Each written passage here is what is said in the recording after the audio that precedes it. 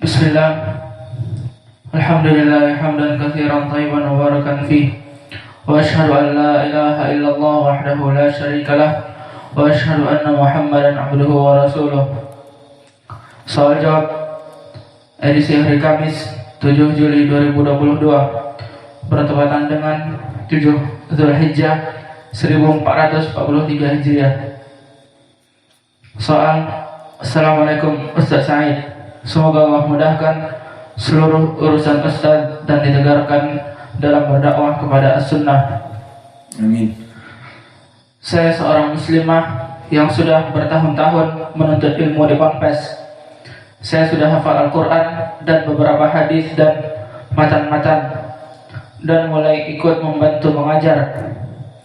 Apakah dengan terus-menerus menuntut ilmu dan mengajar lebih baik bagi saya atau menikah? Saya ingin masuk surga, Ustaz. Jazakallahu khair. Bismillahirrahmanirrahim. Wassalatu wassalamu ala Rasulillah wa ala alihi wa sahbihi wa man walah. Wa ashhadu an la ilaha illallah wahdahu la syarikalah wa ashhadu anna Muhammadan abduhu wa rasuluh. Amma ba'du. Maka nasihat saya kepada ukhti fillah yang bertanya di sini adalah lebih baik untuk segera menikah, apalagi dari kecil menuntut ilmu, sudah hafal Quran dan hadis-hadis dan juga mutun, maka ingin masuk surga dengan cepat, menikahlah, terutama bagi para perempuan. The marriage is a shortcut to heaven. Maka pernikahan bagi perempuan adalah jalan pintas untuk menuju surga. Apalagi telah belajar menghafal Al-Quran, hadis, dan sekarang sudah mulai mengajar, maka tidak ada contradiction di saat dia tetap mengajar kelak dengan menikah. Dan bahkan justru dengan mengamalkan pernikahan ini, dia akan highway to heaven. Dia akan mempunyai jalan pintas, jalan tol menuju surga. Karena telah datang di dalam hadis, yang mana hadis ini datang dari berbagai jalan. Pertama diriwayatkan oleh Imam Ahmad dari Abdurrahman ibni Auf. Berkata Rasulullah sallallahu alaihi wa ala alihi wasallam, "Idza salat al-mar'ah khamsaha wa shamat syahraha wa hafizat farjaha wa ata'at zawjaha, qila laha udkhulil jannah min ay abwabil jannah syi'ti."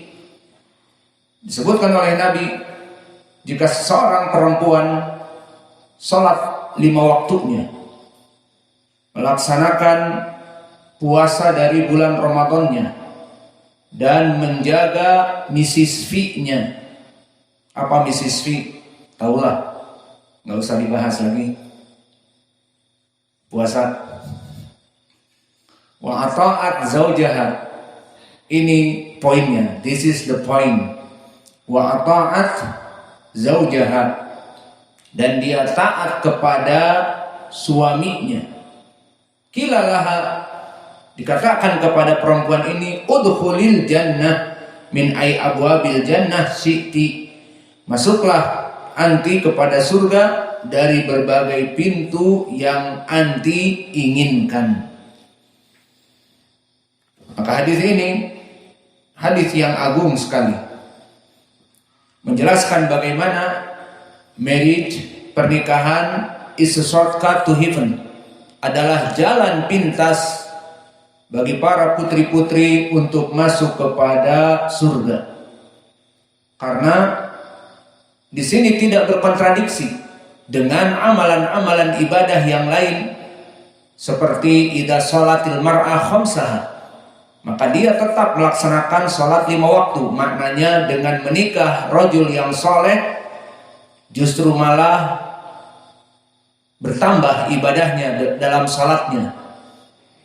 Dan begitu pun wasomat syahroha, berpuasa Ramadan, dan dengan pernikahan itu dia bisa menjaga Mrs. Fitnya, tidak pacaran kemudian berzina. Maka awas para santri-santriwati di sini dan juga para santriwan, tidak ada yang berpacaran, tidak ada yang memegang HP kemudian mengirim surat menyurat SMS dengan pacar-pacarnya, apalagi Instagram. Tidak ada. Maka barang siapa perempuan yang menjaga Mrs. V-nya sehingga tidak berzina dan mendekati kepada zina, wala taqrabu zina, janganlah kalian mendekati kepada perbuatan zina. Dan yang paling puncak, ata'at zaujaha, dia mentaati suaminya. Apa yang dikatakan suaminya dia ikuti selama mengajak kepada kebenaran. Qila laha udkhulil jannah, maka dikatakan kepadanya masuk surga dari pintu yang anti inginkan. Maka di sini dari pertanyaan jelas, dia sudah bertahun-tahun di ma'had menuntut ilmu, hafal Quran, hafal hadis dan mutun-mutun dari kutub akidah dan ilmu alat, al-baiquniyah, al-ajrumiyah dan al-usul al-thalathah, al-qawaidul arba dan yang lainnya. Maka mana aplikasi dan realisasinya? Kalau terus-terusan seperti itu mungkin akan terkena fitnah, apalagi di pondok-pondok pesantren Indonesia banyak dari perempuan-perempuan punya pacar. Berkumpul santriwati-santriwati di pondok, ada 10, 20, 30 santriwati, ada yang merusak. Satu di antara mereka punya pacar. Akhirnya punya pacar semua. Dibagikan foto-foto temannya di Facebook. Maka untuk mencegah perbuatan ini semua dan dia tadi mengatakan ingin masuk surga, maka kita katakan highway to heaven dengan menikah. Jalan pintas menuju surga, apalagi tadi telah mempunyai ilmu, adalah dengan menikah.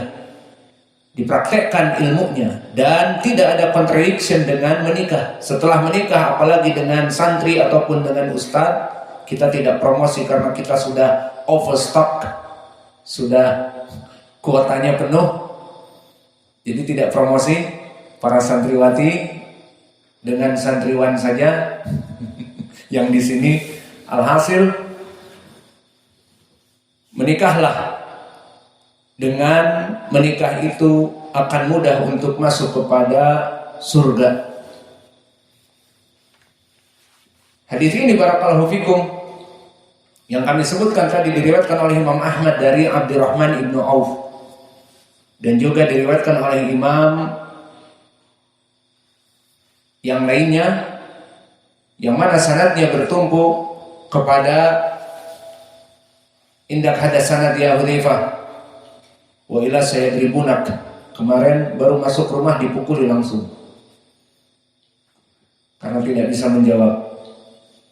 Haddatsana Ibnu Lahiyah an Ubaidillah ibn Abi Ja'far an Ibn Qaridin akhbarahu an Abdurrahman ibn Auf.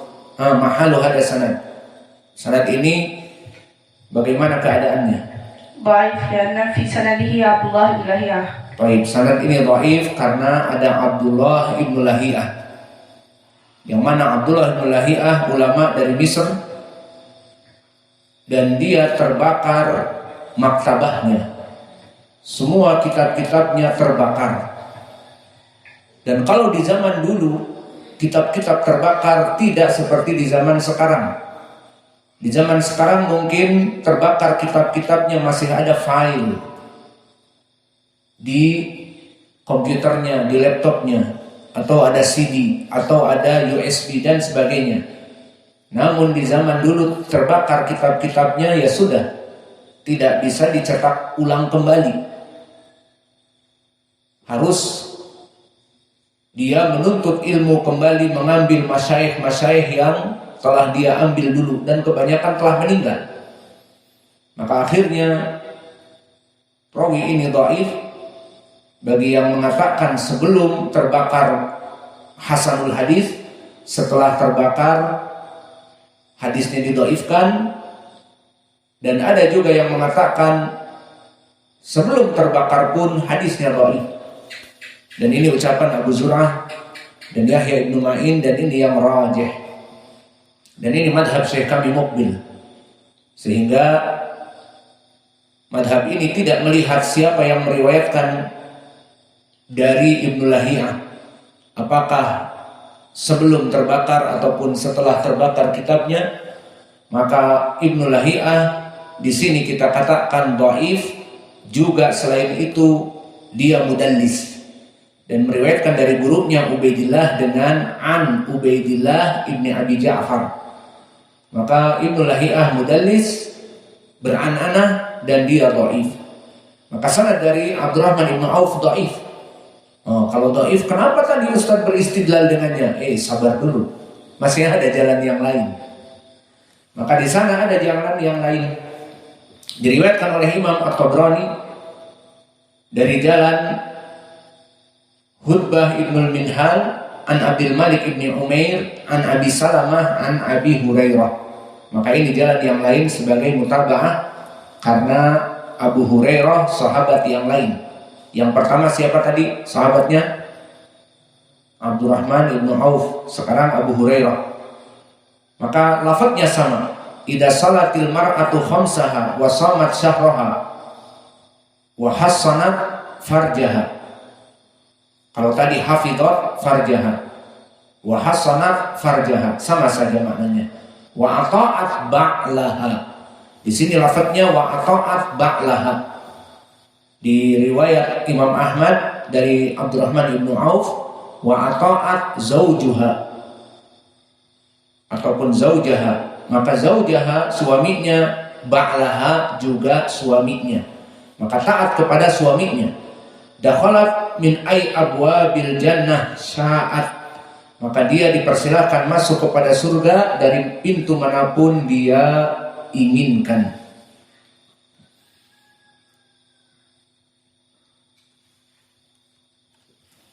Dan jalan yang ketiga dikeluarkan oleh Imam Al-Bazzar dari jalan Rawad Ibn Al-Jarrah haddatsana Sufyan Ats-Tsauri an Zubair ibn Adi an Anas ibn Malik. Berkata Rasulullah sallallahu alaihi wa ala alihi wasallam, "Idza shalatil mar'a khamsaha wa shamat syahraha wa hafizat farjaha ata'at zaujaha dakhalatil jannah." Sama lafadznya. Maka hadis yang diriwayatkan oleh Imam Al-Bazzar dari sahabat Anas bin Malik, maka Az-Zubair ibnu Adi di sini adalah Al-Hamdani rawi yang sikoh, disikohkan oleh Abu Hatim dan juga oleh Yahya ibnu Ma'in dan yang lainnya. Maka di sini penyakitnya adalah Rawad Ibnul Jarrah Asy-Syami, yang mana dia didhaifkan oleh para ulama. Seperti Yahya ibnu Ma'in mendhaifkan dengan lafaz la ba'sa bihi, dan Ya'qub ibnu Sufyan Al-Faswi dhaiful hadis.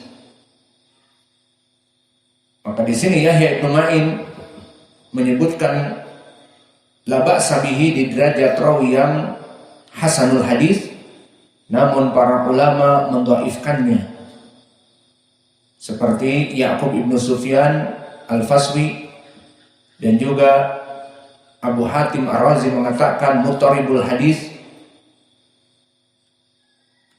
Kecuali Imam Ahmad dan Yahya ibnu Ma'in, maka dia mengatakan la ba'sa bihi.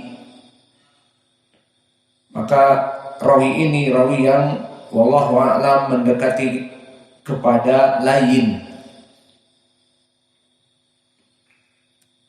Jika dia berkesendirian, maka ditolak hadisnya. Namun jika dia